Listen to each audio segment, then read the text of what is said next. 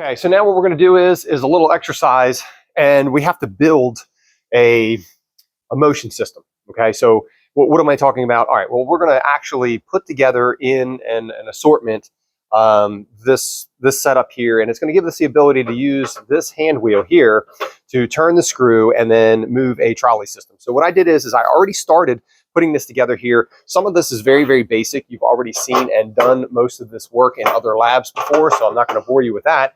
But I am going to get in here to how this goes together so you can get a better look at what is happening. So you should notice here that you have the plastic bushing here. You should have the large bore here. This piece, the threaded part, should be facing this way. This here, this is just a through hole. It's symmetrical, no problem.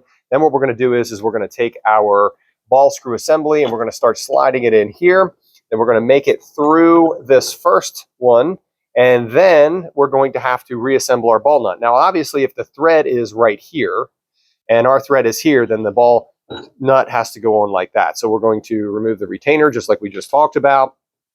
Pick this up, assemble the ball nut onto the shaft. Okay, so now we have the ball nut onto the shaft. I can screw this forward, and then I can screw it into my assembly. All right, so now that I have it in my assembly here, I can go ahead and further run this down. Make sure that my threaded holes are up, and I can bring this into contact here. And then I can slide my other assembly into here. Okay, so this is the preliminary assembly for this little setup that we're going to do. Okay, so the next thing that we are going to do is we're going to make sure that this is sitting reasonably straight. We don't want these parts crooked. It would be a good idea to go and get a square, put it up against this surface along to here to make sure that it's correct. We're going to go ahead and start to snug some of this up. Just bring it down a little bit so it's not going to move on us. We have a good distance here. The next thing that we're going to do is we're going to make sure that our assembly over here is actually fastened. So I have a few of these screws that are going to go in here. They are Phillips head. Very simple. I'm going to stick them into the hole, make sure that's oriented around to where the thread is. Oh, there's my thread. Run that up. I'm not going to make it super tight right now because I want to make sure that there's a little bit of leeway for this to move so that I can get all of the threads aligned without causing an issue. And then I can go ahead and tighten all four of those. Okay, so now this is not going to move inside of that. So this is a good spot for us. Next, what we're going to do is we're actually going to grab our linear bearings. Okay, these are linear bearings.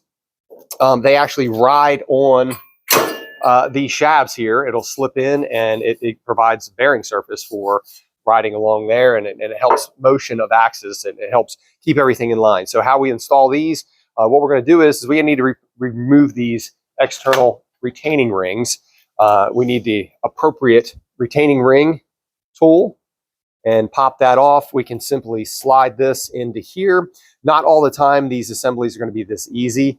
This one right here is a trainer, so it's going to be reasonably simple. But what we're going to do is just remove one side, install the bearing, and then the snap ring. Okay, so there's that. You get to watch me do these last two very briefly. Slide this in. Going to install that. Then I'm going to install this final one here. Okay, so they're all assembled as far as that goes. Now what we can do is we can very simply slide through the block, through the bearing, through the secondary bearing, and then into our block on the other side. Okay, and then we can do that with the second shaft here. Slide through. Now notice this is still moving. That's a good idea, because if not, then you can cause binding, and then our assembly isn't going to work quite right. So now we can make sure that this is nice and straight on here, and we can go ahead and tighten up some of these other items.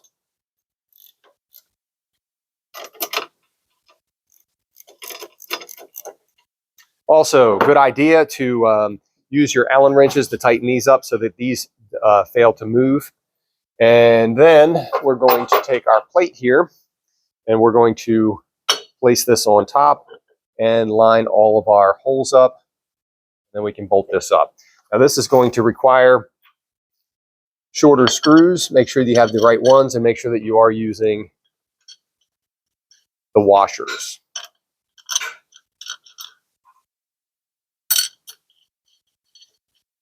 Okay, so now that we have this, we're going to go ahead and tighten all this stuff down, make sure that it doesn't move. That's important for the lab. And the last and final thing is we're going to take this and with an Allen wrench or an Allen key, we're going to install that onto there. Go over here to our hand tools. I believe this is going to be 1/8 inch.